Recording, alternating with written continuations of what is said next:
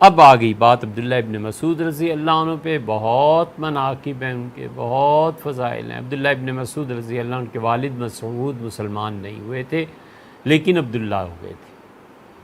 اور عبداللہ کے بڑے مناقب ہیں. کہاں سے شروع کریں اور کہاں؟ ہم غالباً 1 سال تک عبداللہ ابن مسعود رضی اللہ عنہ کے مناقب بیان کرتے رہے ہیں، کیونکہ لوگ نہیں جانتے. رسول اللہ صلی اللہ علیہ وسلم نے فرمایا تھا میں بغیر کسی سے مشورہ لیے اپنے بعد کسی کو امت کے لیے امیر المومنین، امت کے لیے اپنے بعد کسی کو مقرر کر دیتا تو ابن مسعود ہے. میں کسی سے مشورہ نہ لیتا اور امت اس کے حوالے کر جاتا.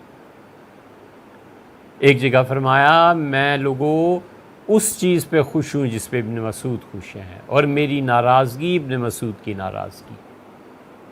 صحابہ رضی اللہ عنہ کہتے تھے کہ اگر تم نے علقمہ کو دیکھا ہے نا تو غم نہ کرو، عبداللہ ابن مسعود یہی تھے. یہ علقمہ اتنے گھل گئے تھے ابن مسعود میں کہ ان کا اٹھنا بیٹھنا کھانا پینا ہم دیکھتے تھے بالکل ابن مسعود جیسا ہو گیا رضی اللہ عنہ.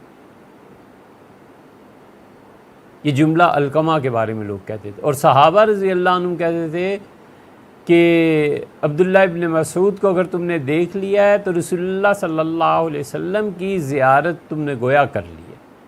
وہ کہتے ہیں ابن مسعود میں بالکل رسول اللہ صلی اللہ علیہ وسلم کی طرح اٹھنا بیٹھنا کھانا پینا چلنا پھرنا سب چیزیں ابن مسعود میں آ گئی تھی. اور عبداللہ رضی اللہ عنہ کا حال یہ تھا کہ خلفائے راشدین ان کے فتوے پہ عمل کرتے تھے. سیدنا عمر رضی اللہ عنہ عبداللہ ابن مسعود کے پاس بھیجتے تھے اور کہتے تھے اس سے پوچھو کہ کیا کام ہے، کیا چیز ہے، کیا فتویٰ ہے. اور اتنی آزادی تھی کہ عبداللہ ابن مسعود اور ان کی والدہ حضور اقدس صلی اللہ علیہ وسلم کے گھر میں اتنا آتی جاتی تھی کہ ایک صحابی رضی اللہ عنہ جو بعد میں مسلمان ہوئے، ابن مسعود رضی اللہ عنہ کب مسلمان ہوئے تھے؟ ابن مسعود حضرت عمر رضی اللہ عنہ سے بھی پہلے اسلام میں آئے تھے. پہلا آدمی جس نے مکہ میں قرآن پاک بلند آواز میں پڑھا ہے یہ ابن مسعود ہے. اور یہ پہلے آدمی ہیں جنہیں بلند آواز پہ قرآن کریم کی تلاوت پہ اہل مکہ نے مارا تھا. کوئی نہیں پڑھ سکتا. یہ بکریاں چرا رہے تھے. ابوبکر اور رسول اللہ صلی اللہ علیہ وسلم تشریف لائے. ان کا لڑکے دودھ دے دو، یہ ہے امانت.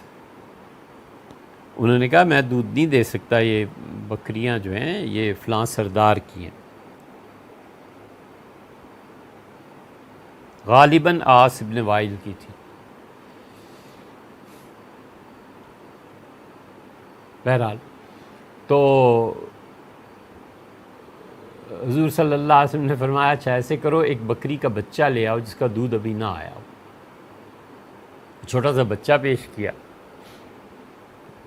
تو رسول اللہ صلی اللہ علیہ وسلم نے اس کے تھنوں پہ ہاتھ رکھا اور دودھ نکال لیا. یہ آپ کا معجزہ تھا. ابن مسعود بڑے حیران ہوئے.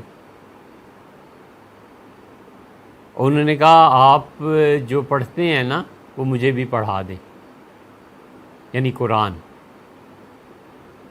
تو رسول اللہ صلی اللہ علیہ وسلم نے ابن مسعود رضی اللہ عنہ کے سر پہ ہاتھ رکھا، بہت خوش ہوئے. فرمایا انکا غلام معلم، لڑکے تو ہے ہی تعلیم کے لیے،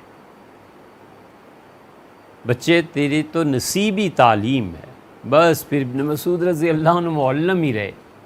صحابہ کرام رضی اللہ عنہ کہتے تھے کہ یہ آدمی ہے جس جو یہ کہتا ہے کہ قرآن کی ہر آیت کے بارے میں اسے پتہ ہے. تو 16 صحابہ رضی اللہ عنہ نے گواہی دی. انہوں نے کہا حضرت سچ کہتے ہیں، قرآن کو مکمل طور پہ ہم میں سے یہ جانتے ہیں. بہت مناقب ہیں، بہت فضائل. ابن مسعود رضی اللہ عنہ نے ان کی والدہ اتنے آتے جاتے تھے رسول اللہ صلی اللہ علیہ وسلم کے گھر میں کہ صحابہ رضی اللہ عنہ جو بعد میں مسلمان ہوئے وہ کہتے ہیں کہ ان کے آنے جانے سے ہمیں یہ اندازہ ہوا کہ یہ حضور صلی اللہ علیہ وسلم کا خاندان ہی ہے کوئی. پھر یہ تو بعد میں پتہ چلا کہ ہو یہ اور قبیلہ ہے اور رسول اللہ صلی اللہ علیہ وسلم کا قبیلہ اور ہے. اتنی آزادی کسی کو نہیں دی رسول اللہ صلی اللہ علیہ وسلم جتنی عبداللہ کو دی. آپ نے عبداللہ جب بھی آنا ہو میرے گھر میں پردہ اٹھاؤ، اندر آ جاؤ، اور میں اپنے گھر والوں سے باتیں اگر کر رہا ہوں، اہلیہ سے کسی سے بھی، تو دیکھو میں اگر منع کر دوں نا کہ اس وقت بات نہیں ہو سکتی تو تم چلے جاؤ، اور نہ منع کروں تو بس پھر بیٹھے رہو. حضرت رسالت پناہ صلی اللہ علیہ وسلم کسی کو اتنا مقام دے دیں کہ گھر کی نجی باتیں بھی وہ سن سکے، آپ بیٹھ جائے، اہلیہ بیٹھی ہیں، حضور صلی اللہ علیہ وسلم تشریف فرما ہیں، اور اس کے باوجود عبداللہ رضی اللہ عنہ بیٹھے ہیں. بہت بڑے آدمی. کسی نے دیکھا خواب میں عبداللہ رضی اللہ عنہ حج کے لیے آئے تھے مدینہ منورہ، تو حضرت عمر رضی اللہ عنہ نے کوفہ والوں کو خط میں لکھا تھا کہ میں عبداللہ کو تمہارے پاس بھیج رہا ہوں، ان سے پڑھنا، یہ تمہاری تعلیم کے لیے ہیں، اور یاد رکھنا کہ عمر نے اپنی جان کی قربانی دی ہے عبداللہ کی جدائی میں.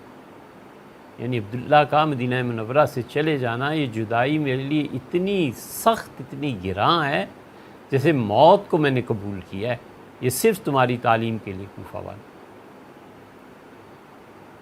تو ابن مسعود رضی اللہ عنہ حج کے لیے حاضر ہوئے تھے اور مدینہ منورہ، تو کسی نے عرض کیا کہ عبداللہ میں نے آج رات خواب دیکھا ہے. کچھ چیزیں ان کی زندگی کے آخری دور میں تنگی کی آ گئی تھی، تو انہوں نے کہا میں نے دیکھا ہے عبداللہ کہ حضور اقدس صلی اللہ علیہ وسلم ممبر پہ ہیں، پھر آپ کو یاد فرمایا ہے، پھر آپ حاضر ہوئے ہیں، تو رسول اللہ صلی اللہ علیہ وسلم نے آپ کو گلے سے لگایا اور آپ نے فرمایا عبداللہ میرے پاس آ جا، میری امت کی طرف سے تمہیں کچھ تنگی پیش آ گئی ہے، اب چھوڑ میرے پاس آ جا. تو ابن مسعود رضی اللہ عنہ نے اس سے کہا قسم کھاؤ یہ تم نے دیکھا؟ اس کا اللہ کی قسم میں نے رات دیکھا ہے. آپ نے فرمایا بس پھر میں دنیا سے جا رہا ہوں. حضور صلی اللہ علیہ وسلم یاد فرمایا ہے تو اب میں تم لوگوں میں زیادہ دن نہیں رہوں گا. اور واقعی چند دن کے بعد ان کے انتقال ہو گیا. ان کا جنازہ پھر حضرت عثمان رضی اللہ عنہ نے پڑھایا، امیر المومنین تھے، یا پھر کہتے ہیں کہ زبیر رضی اللہ عنہ نے پڑھا دیا تھا، اور زبیر رضی اللہ عنہ نے راتوں رات جنازہ پڑھا دیا تھا. ابن مسعود رضی اللہ عنہ نے کہا تھا کہ اگر میرا انتقال ہو جائے تو بس پھر جلدی جلدی دفن کر دینا، یعنی صبح نہ ہونے دینا. ابن مسعود رضی اللہ عنہ زیادہ لوگوں کا ہجوم، یہ ساری ان میں چلی ہوئی تھی. علقمہ 2-4 آدمی بھی آ کے بیٹھتے تھے تو اٹھ جاتے تھے. علقمہ رحمۃ اللہ سے کسی نے پوچھا کہ آپ بیٹھیں، لوگ آپ کو سنیں، علم پھیلے، تو انہوں نے کہا مجھے بڑا برا لگتا ہے کہ کوئی آدمی میری طرف انگلی سے اشارہ کرے اور کہے علقمہ یہ جا رہا ہے. بس گمنامی ٹھیک ہے، شہرت نہیں چاہیے. اسی لیے بہت سے لوگ ایسے ملیں گے جو بازار میں جاتے تھے تو ایسا جبہ کبہ ٹوپی جس سے لوگ پہچان سکیں کہ یہ آدمی اتنا بڑا ہے نہیں اختیار کرتے تھے. بس عام سادہ آدمیوں میں گھل مل کے رہتے تھے. یہ علقمہ کا بھی یہی حال تھا رحمۃ اللہ علیہ. علقمہ وفات سے پہلے روئے تو کسی نے کہا کہ کیا وجہ ہے رونے کی؟ تو انہوں نے کہا اللہ کا سامنا کرنا ہے، کیسے نہ روؤں. انہوں نے کہا علقمہ آپ کی زندگی میں کوئی ایسی چیز ہے ہی نہیں، دیکھی ہی نہیں کسی نے جس پہ آپ کو معذرت کرنی پڑے. انہوں نے کہا جو زندگی میں نے گزاری ہے نا، میں اگر ایک چھوٹے سے صغیرہ گناہ کا بھی مرتکب ہوا ہوں تو بھی اللہ چاہے معاف بھی کر دے، پھر بھی حیا آتی ہے، شرم آتی ہے کہ اللہ کی رحمت اور خدا کی مغفرت، کاش میں نے خدا کی اتنی بھی نافرمانی نہ کی. کہتے شرم سے روتا. یہ ابن مسعود رضی اللہ عنہ کا تھا. اور یہ بھی آیا ہے کہ حضرت زبیر رضی اللہ عنہ جنازہ پڑھا دیا تھا. پھر صبح حضرت عثمان رضی اللہ عنہ کو، امیر المومنین کو پتہ چلا تو انہوں نے ڈانٹا پھر حضرت زبیر رضی اللہ عنہ کو کہ مجھے اس جنازے میں ضرور آنا تھا، کیوں مجھے اطلاع نہیں دی گئی. بہرحال عبداللہ ابن مسعود رضی اللہ عنہ ابن مسعود کے بعد ان کے شاگرد علقمہ ہیں، مسروق ہیں، عبیدہ ہیں، حارث ہیں، اسود ہیں۔ ان کے بعد انہی کے بھانجے بھتیجے یہ ابراہیم نخعی، ابراہیم نخعی سے ان کا بھی یہی حال تھا۔ ابراہیم نخعی جس مسجد میں نماز پڑھاتے تھے، فرض سلام پھیرا یا سنتیں ادا کی تو ستون کے ساتھ ٹیک نہیں لگاتے تھے۔ ستون کے ساتھ ٹیک لگانے کا مطلب اس زمانے میں یہ ہوتا تھا کہ آؤ بچوں پڑھو، کسی نے پوچھنا ہے تو پوچھ لو۔ جہاں چوتھا پانچواں آدمی آیا اور ابراہیم نخعی اٹھ کے چل پڑے، لوگ کہتے تھے آپ بیٹھے، فرماتے تھے نہیں شہرت ہوتی ہے، میں نہیں شہرت کو چاہتا۔ یہی وہ چیز تھی جو اللہ کے ہاں انہیں قبولیت کے سمندروں میں بہا کر لی۔ پھر انہیں حماد کو پڑھایا، اور حماد نے امام ابو حنیفہ رحمۃ اللہ کو پڑھایا۔ یہ پوری فقہ حنفی ہے۔